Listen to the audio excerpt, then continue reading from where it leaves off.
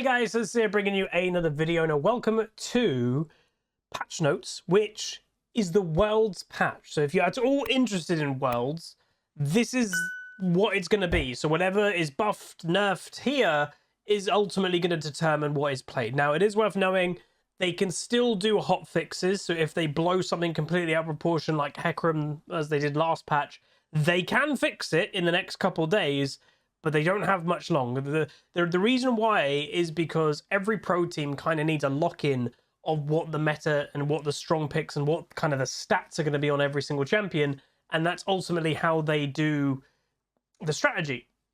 So it's worth knowing, if World starts in a couple weeks or whatever it starts, this will be the patch 12.18, which Worlds will be locked in. When patch 12.19 happens in a couple weeks' time, Worlds will not move on to that patch. Worlds will stay on this one. So let's see what is in order. I'm not expecting a crazy amount of adjustments because they don't like to do that just before the World Championship usually.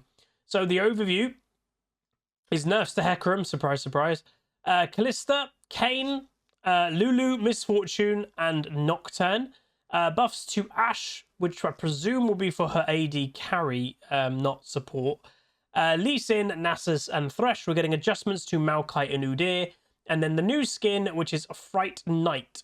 Now, if I'm not mistaken, and I'm not 100% sure if this is true or not, and by the way, Azir is the world skin this year, I believe when we did all those votes of like what skins we want, we voted for Goth to be kind of the remake, or them to make skins in the Goth line. If I'm not completely wrong, this might be the Goth line that they were talking about. Now, it is Halloween based, clearly. Halloween is in October, it's very close to October. This isn't exactly Goth though, and that's what a lot of people did say, is, you know, hey, we voted for Goth, this isn't exactly Goth, this is Halloween. So I don't know if Riot have clarified that at all. We've also got a new Ashen Knight skin, so it's Ashen Slayer Silas, so that will be for the gemstone equivalent, whatever it's called now. So Mythic Essence. All right, so let's get into it. So Ashe, Q bonus attack speed increased. So while Ashe has recently gained popularity as a support, her power hasn't been quite up to par with other marksmen. So this is the thing, is I was hoping that they would nerf the support because it's obnoxiously strong in... It's not strong in the fact that I think the actual pick is strong. In the nicest way possible, it is allowing people to climb to ranks they shouldn't because they're playing Ashe support. Ultimately, you just press W and press your ultimate every few seconds, and you are very useful, but I just don't think it's very healthy. So they're not touching that, and if anything, you know, it's a bonus attack speed steroid. That's technically a buff for support Ashe as well. You know, they still auto-attack, or they try to. A lot of them don't, but some of them do. So they're just getting more attack speed, and ultimately in late game, that's a huge steroid. 15% more attack speed on max Q bonus attack speed. That's really nice. If you build Kraken Slayer and you get all those attack speed going, that's not bad at all. Hecarim, so again, everyone knew that Riot made a mistake with this, but I'm surprised they didn't hotfix it, but they didn't. So Q AD ratio decreased, damage per stack decreased, and W post mitigation damage heal reduced. Everything's a nerf. So his base health has gone down. His Q ratio has gone down in both the physical ratio straight up, and then the stack has also gone down as well. And then and by the way, remember when we said in the Hecarim Challenger Spectator video a couple days ago, that Hecarim got up to like 400 AD, and I think it would have been about like 200 to 300 bonus AD. That's where it was just, it's still a lot of damage, but it was just too much. And then the W is also going down. So everything is just nerfed, bringing it back down to normal level. So hopefully he won't be the absolute pickle ban during Worlds, but he probably still be strong. Base health for Kalista's going down. Again, her really good lane phase, arguably as well, because she's a bit tanky than she should be, that will most likely tone that down. So that is a 30 health nerf. Doesn't sound like a lot, but it is a decent amount for level 1 at base health. Kain, ridiculous healing. One thing that I note, by the way, in the overview up here that they haven't done, they've not again done anything to healing in the game. It's just crazy. But anyway, Dark Inform Q, bonus AD scaling decrease. So that Dark Inform is his red form. So his Darkin damage used to do a 65% AD, and then 5% of target's max health, and then in brackets, 5% per 100% bonus AD. It's now 65 plus 5% target max health, and then 3.5 per 100 bonus AD. So what they're trying to do, which I'm guessing, is even today, earlier today, I had a red Kain build full AD, basically like he was blue Kain. That's what I think they're trying to tone down. Red Kain should not be doing one-shot damage because you can't kill him anyway, and then he's one-shotting you. That's not supposed to be what it is, but ultimately that's what, you know. But yeah, so you can see as we want to lean more into his identity of as a healing tank. Again, he still doesn't die anyway, but still. Lee Sin. This does not surprise me to see Lee Sin buffs just before Worlds. Lee Sin is notorious as a Worlds pick. He's really flashy. He really separates people on Lee Sin, even pros. So seeing a Lee Sin buff is cool. Unfortunately, I just don't see him potentially getting played that much. You know, again, he is still relatively early game centric. But the thing in pro play is that doesn't mean as much, because if you pick an early game centric jungle Lee Sin, you just take a lot of late game stuff and it kind of is okay. In solo queue, that's where you can't guarantee that. If you've got a Lee Sin jungle and then your top laner picks Renekton, you're like, well, we're early game. But the health growth is going up, so that's healthy for Lee Sin.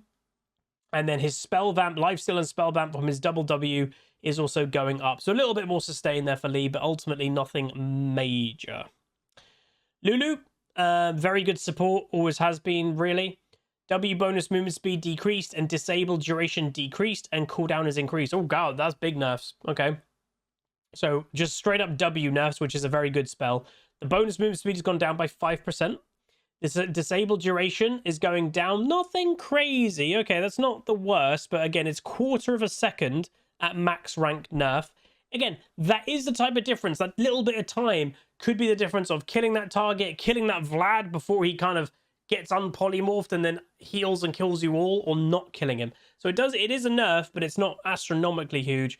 And then also the bigger thing, or a big thing, is at max rank, it's a 2-second cooldown nerf to what it used to be. So just straight up nerfs. What they're trying to make her is not the ultimate pick ban support in Worlds this year. Like, Riot don't want that, by the way. It's really, well, pro play as a whole, to me, is at least a little bit boring because it's just the same champions all the time, every game. You're practically watching the same match every match. Like, every single match is like, oh, it's the same 10 champions nearly. That's what Riot don't want because they also know that's quite boring. But we'll see. Maokai, I experienced a little bit of Maokai since I've been back and since he got his update. I think on some avenues, some people are saying it's a bit too strong. It does seem like support Maokai is the thing to go. I think I've seen a couple even in top lane, but it just doesn't seem as good as support. So the heal for his passive is going down based on your level, but overall going down. Bramble Smash is going up, but damage to monsters, which is a jungle buff. So helping his jungle clear, because obviously if he's good at support, Riot's intention, I guess, was, hey, we want jungle Maokai back. And then the sapling toss is again doing less damage. Yeah, so it's AP nerfs to his sapling toss again, because once again, people have been building in mobility power in bot lane as support, and that's what they ultimately don't want. So there's that. Misfortune, health growth and AD growth decreased. I played against a Misfortune earlier today. You might even see that video. I don't remember. I think you do. Very strong champion right now. Again, the little changes that they do here or there, it just changes a champion, and Misfortune just is crazy strong. And ultimately, she's still going to be relatively strong. Like, yes, the AD growth has gone down a bit. The health growth has gone down a bit. But not really affecting her crit, attack speed, all that stuff going on. So she still will be strong, but they're just trying to tone down her being literally overpowered. Which is, like, I guess is something.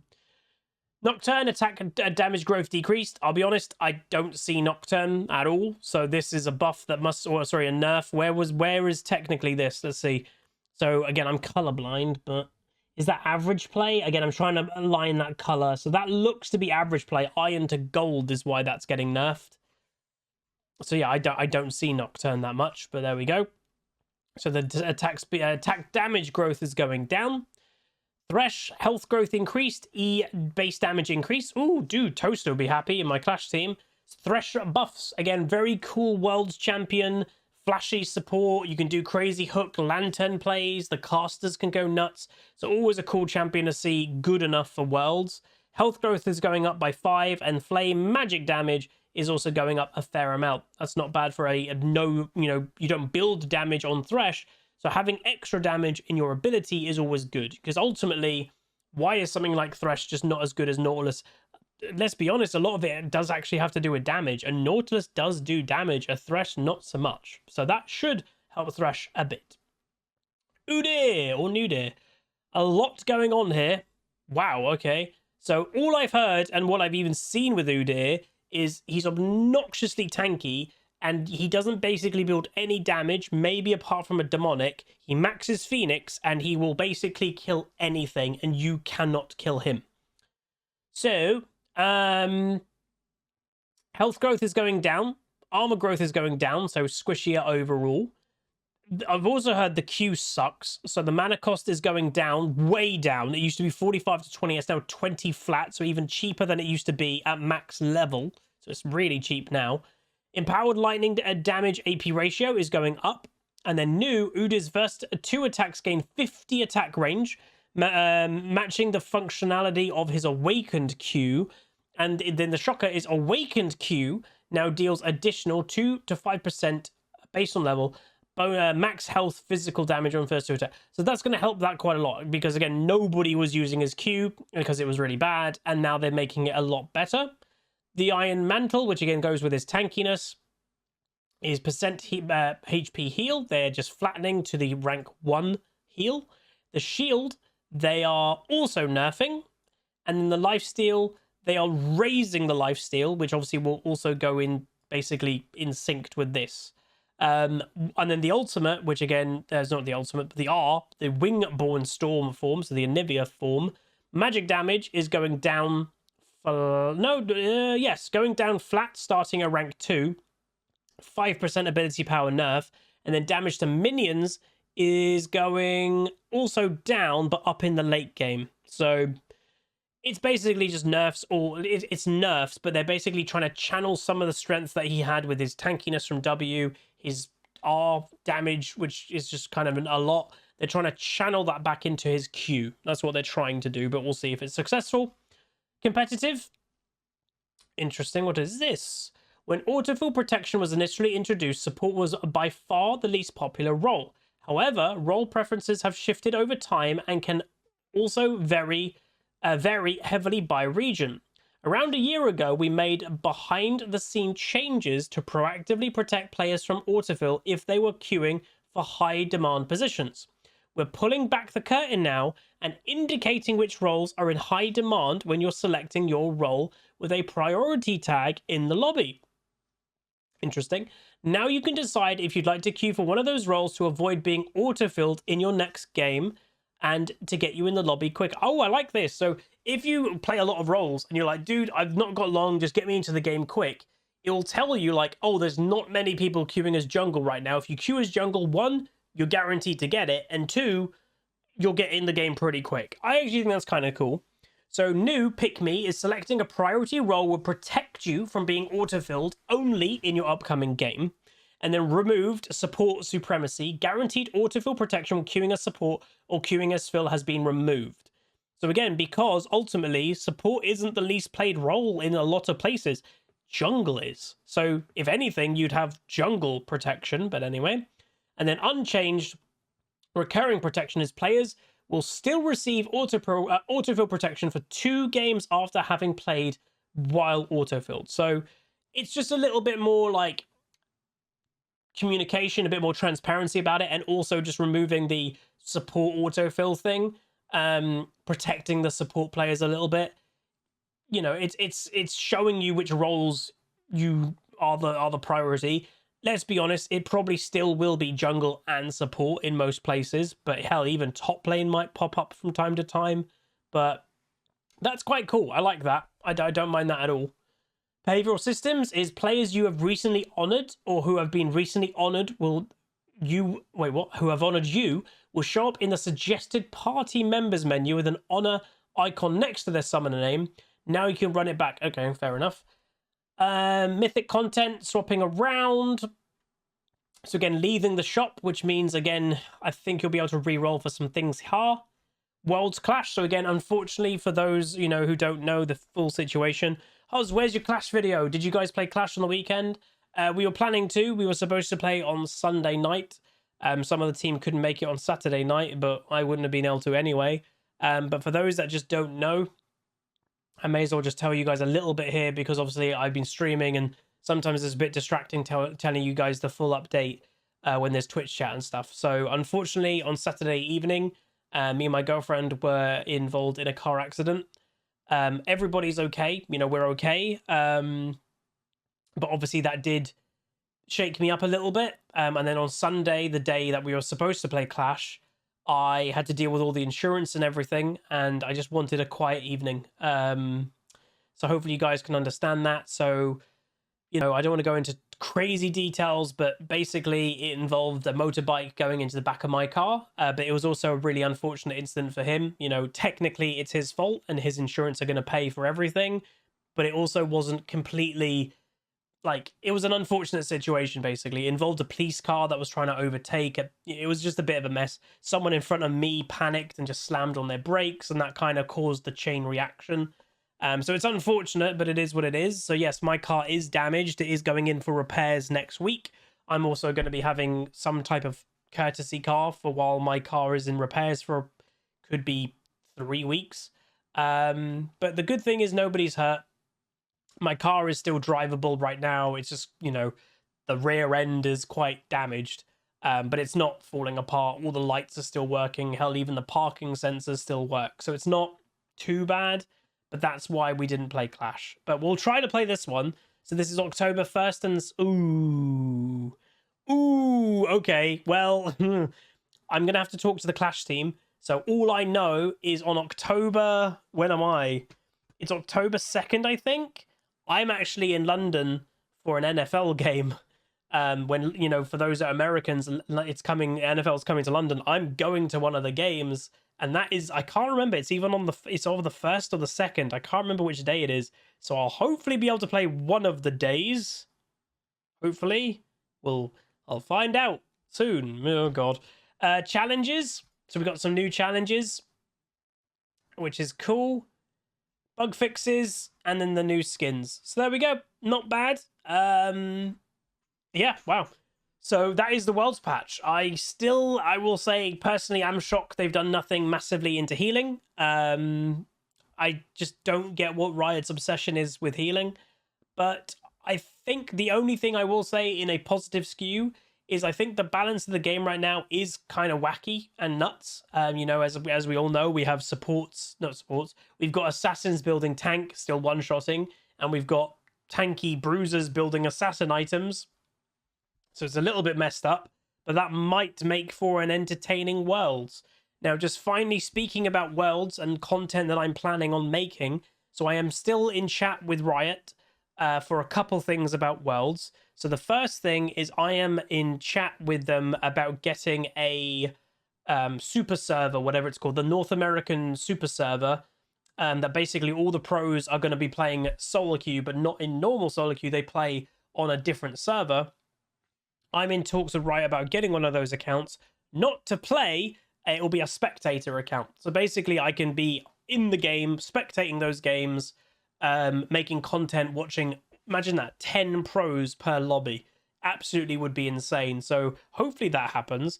And then as for Worlds content itself, it seems that we're kind of following suit as it was last year. Is yes, we're allowed to make our own Worlds content, that we are obviously watching the game's POV, that it's available on the broadcast. We probably have to have it muted if we don't want to have like the other casters talking. Unfortunately, there doesn't seem to be raw replay files of Worlds. But we have to wait a day until we can upload it. So ultimately, I don't watch a lot of the games, but that is where I'll always listen to your feedback of people going, Huz, you need to do your own commentary on that game, and then I'll do one. That's the whole point. So Worlds is a bit of a weird time for us content creators, but hopefully it'll be okay. Hopefully you guys still will enjoy my content, but I know sometimes we get a bit of a dip in a view number, because when people are watching so much Worlds, do they really want to keep watching their other League of Legends content creators? So do keep me in your thought if you can, But that is going to be it. If you guys did enjoy this patch note video, please do throw a like on the video. I am going to get this video out as today's second video, so if you appreciate the effort, yeah, just throwing that like, throwing that comment does really mean a lot. And if you're new, please do subscribe. Channel is growing. It is growing, but it is slow. But yeah, that's going to be awesome. So thank you very much, everybody. Like, comment, subscribe. See you guys next time. Goodbye. Crawl down!